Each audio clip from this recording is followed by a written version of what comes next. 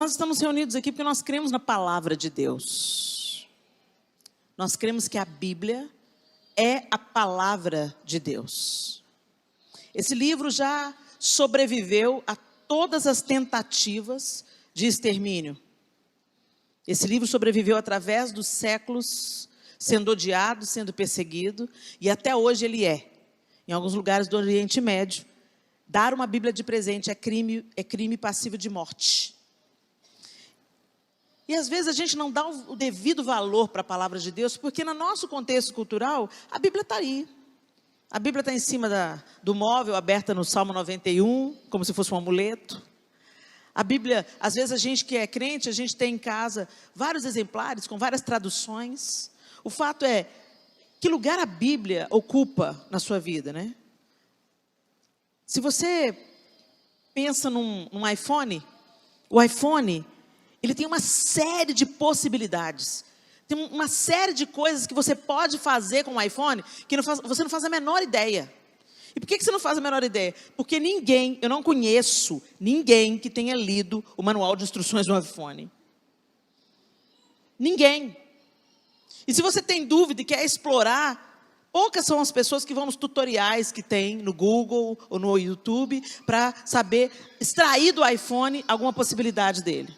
Não é isso?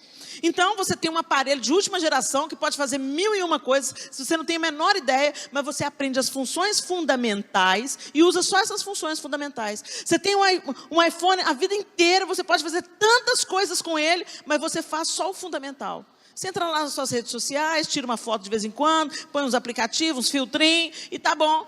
E quase você não usa o telefone mesmo. Você usa o WhatsApp, você usa uma série de outras coisas, mas mal você usa o telefone mesmo.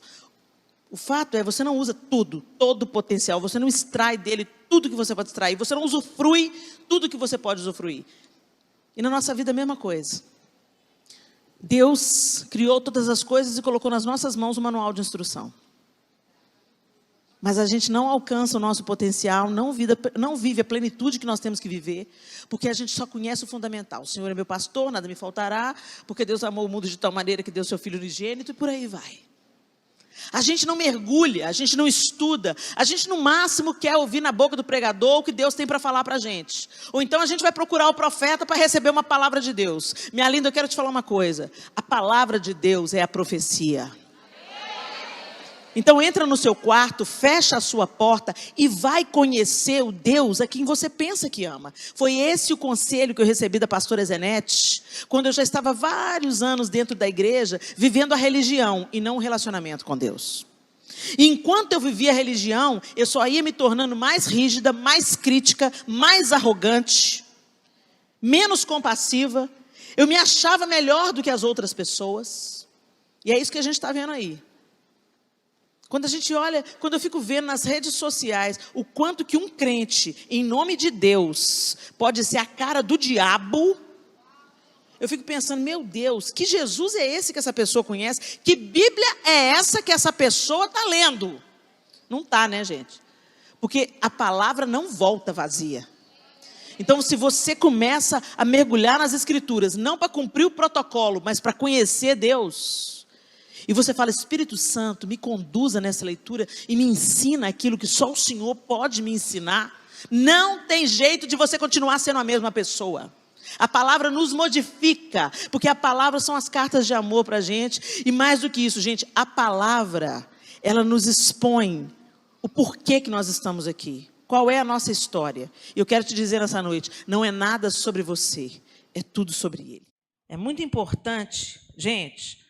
Por que a gente crê que Jesus Cristo é o Filho de Deus? Que Deus amou o mundo de tal maneira que deu seu Filho unigênito para que todo aquele que nele crê não pereça, mas tenha a vida eterna. Por que a gente crê naquilo que a gente crê? Alguém arrisca a resposta? Hã? Por causa da palavra de Deus. Não é isso? O que está escrito nesse livro nos fez entender e nos fez saber que Deus criou todas as coisas e Ele escolhe o homem para se relacionar com o homem, Ele cria o homem, cria a mulher, houve a queda, aí Ele reinicia, em Noé, depois de Noé ele viu que não era suficiente, e ele funda em Abraão um povo através do qual ele traria à terra o Messias, e esse Messias que os judeus pensavam que era só para eles, Deus estava trazendo o Messias sobre toda a terra, para a redenção de toda a terra, e ele morreu, ele ressuscitou, e ele prometeu que vai voltar, e que nós também ressuscitaremos. Amém, gente? Às vezes a gente esquece dos fundamentos da vida cristã. E a gente não lê a Bíblia. Ou então lê a Bíblia sem entendimento. Ou sem procurar entender a palavra de Deus. E isso interessa só uma pessoa, a Satanás. Interessa apenas a Satanás que você não conheça quem Deus é, seu caráter, seu propósito e suas promessas. E para você conhecer isso tudo e discernir o que é verdade, o que é mentira, você precisa de conhecer as Escrituras.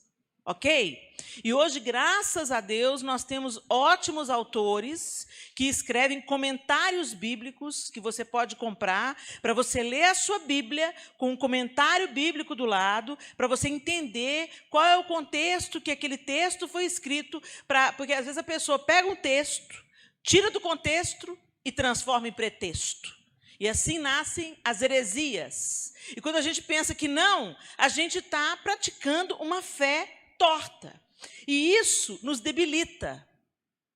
E aí, quando acontece uma pandemia, os crentes que deveriam ser os caras mais fortes da face da terra, fica todo mundo baqueado. Por quê? Porque não conhece as Escrituras.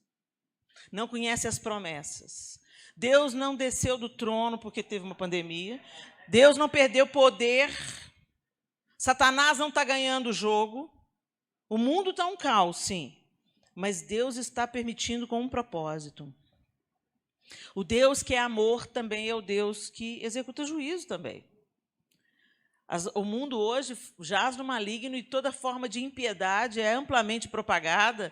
Então, não se engane, a porta está aberta, a graça está aí sobre toda a terra. Aqueles que creem, aquele que invocar o nome do Senhor será salvo, mas o mundo está padecendo da sua própria enfermidade, que é a incredulidade e a zombaria em relação ao nome de Deus. Agora, nós que entendemos a palavra de Deus, não seremos abalados. Pelo menos deveria ser assim. Então, eu quero só contextualizar vocês, para vocês entenderem como que Paulo escreveu essa carta. A carta aos Coríntios foi escrita pelo apóstolo Paulo. Eu quando assisti aquele filme, Paulo, apóstolo de Cristo, não sei se vocês tiveram a oportunidade de assistir o filme. Se não assistiram, eu recomendo, assistam. E Paulo é encorajado por Lucas, dentro do filme, Paulo é encorajado por Lucas a escrever cartas para a igreja em Roma, que estava passando por grande tribulação, a carta aos romanos. Né? E aí, numa hora do filme lá, não vou contar muito não para não dar spoiler, mas teve uma hora lá que Lucas entrega a carta para Priscila e Áquila e fala assim, eu espero que essa carta ajude vocês. E naquela hora eu pensei assim, gente, será que o apóstolo Paulo tinha noção? Será que ele tinha consciência de que quando ele estava escrevendo aquela carta para a igreja que havia nascido há pouco tempo em Éfeso, para a igreja que havia nascido há pouco tempo na Galácia, em Corinto, em Roma, será que ele sabia que essas mesmas cartas iriam ser instrumento de Deus hoje, 2000 anos depois, para ensinar a gente a viver a vida cristã? Lindo, né? Quando Jesus escolhe Paulo como apóstolo aos gentios, porque os outros discípulos que caminharam com Jesus, eles entendiam que Jesus era o Messias para os judeus. Mas aí Deus levanta, Jesus já tinha falado para Pedro, quando Pedro tem aquela visão do lençol descendo com os animais mortos, né? Jesus já tinha ensinado a Pedro ali que ele não veio só para os judeus, que ele também veio para os gentios. Mas ele levanta Paulo, e Paulo se tornou um discípulo, um apóstolo de Jesus para nós. O evangelho chegou até mim, eu e você, por causa de Paulo. Então, essas cartas, embora elas tenham sido escritas há centenas, milhares de anos, elas estão mediando a maneira que Deus quer que a igreja viva hoje. E isso é sobrenatural. Aleluia. Nenhum livro dura tanto. Um livro escrito, a Bíblia Sagrada, ela foi escrita num período de 1.500 anos, por 40 autores diferentes, em épocas completamente distintas. E esses livros estão todos conectados. O Antigo Testamento profetiza o Novo Testamento, e o Novo Testamento cumpre as profecias do Antigo Testamento. Se alguém falar que a Bíblia, o Antigo Testamento não é Bíblia, isso é uma heresia. Não entendeu. A Bíblia está toda conectada. Ela não é fragmentada. Ela é completa. E ela é um livro sobrenatural.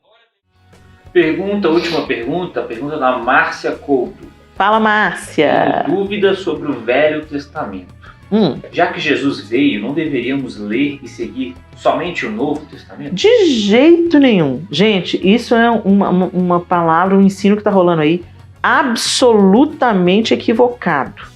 Quando você estuda adequadamente, debaixo de uma teologia saudável, o Antigo Testamento, é fascinante como o Antigo e o Novo Testamento, eles se completam, eles se encaixam.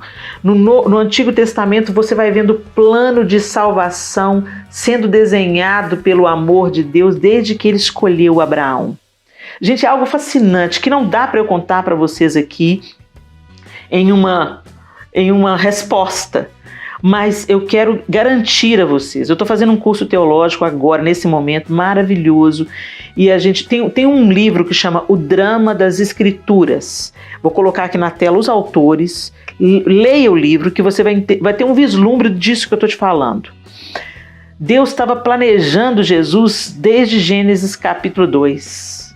É lindo como você vê o plano de salvação, o plano de redenção, a formação do homem, como ele foi formado, para que nós fomos formados, a maneira como Deus escolhe Abraão para fundar uma nação, de onde viria o Messias, que iria resgatar não apenas os judeus, mas os gentios que somos nós.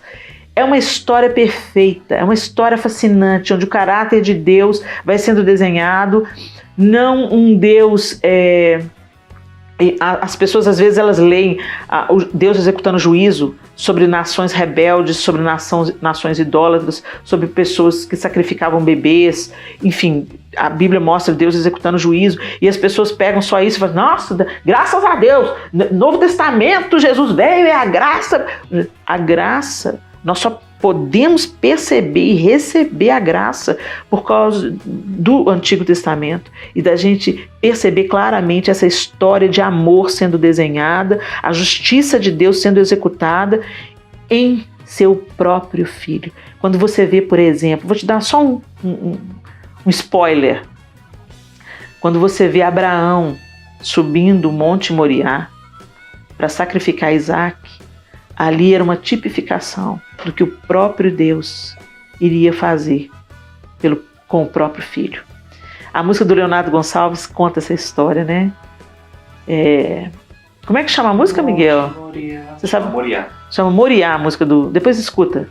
Então, é lindo. Naquele dia, Deus proveu o cordeiro para Abraão não precisar de sacrificar o seu filho. Em outro monte, o Gólgota, Deus proveu o cordeiro no seu próprio Filho. Então, todo tempo há uma relação entre o Antigo e o Novo Testamento. E, gente, tem muito mais coisa entre o céu e a terra, entre o Novo e o Antigo Testamento que você possa imaginar. Então, tem conceitos no original. Eu te aconselho, estuda, faz um curso teológico. Hoje nós temos bons cursos teológicos. Nós estamos fazendo o Labri, aqui em Belo Horizonte, um curso fantástico que eu recomendo. Bíblia de uma maneira que tão simples, mas tão sólida, tão verdadeira, e onde você vai ver essa relação todo o tempo, e tudo faz sentido. Então, o Novo Testamento só existe por causa do Velho. É algo fenomenal. E eu te encorajo, estude, busque E a sugestão do livro está aí, ok? Só para te dar um vislumbre. Não é um livro que vai responder todas as suas perguntas, não. Mas eu sugiro a você, tá? Procure saber sobre o L'Abri também. O L'Abri não sei se eu posso chamar de um ministério, mas é uma visão teológica internacional. Tem alguns livros do seu fundador, que se chama Francis Schaeffer e Edith Schaeffer, que são os fundadores, ótimos livros também. E uma teologia saudável, ela nunca vai excluir o Antigo Testamento.